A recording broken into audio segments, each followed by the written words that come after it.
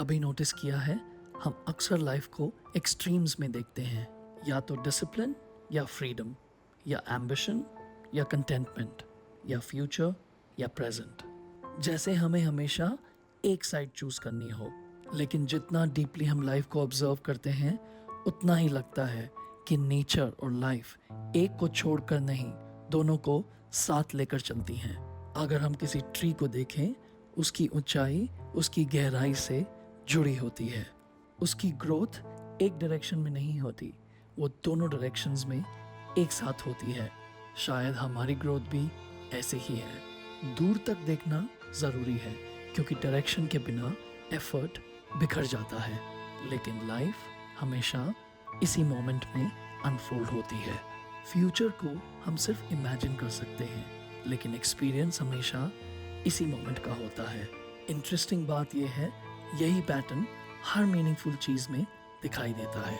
Mastery सिर्फ एक quality से नहीं आती, वो क्वालिटीज़ के कॉम्बिनेशन से बनती है।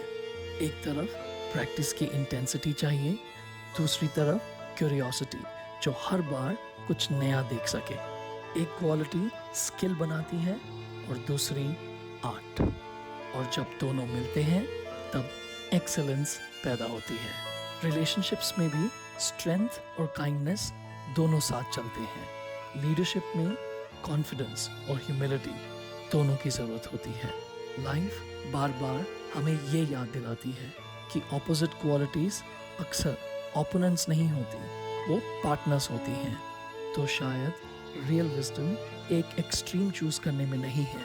रियल विजडम उन क्वालिटीज़ को साथ लेकर चलने में है जो देखने में एक दूसरे के ऑपोजिट लगती हैं। क्योंकि एक मीनिंगफुल लाइफ सिर्फ एक से नहीं बनती, वो दोनों के साथ आने से बनती है। If this reflection connected with you, subscribe and stay with the channel. One reflection at a time.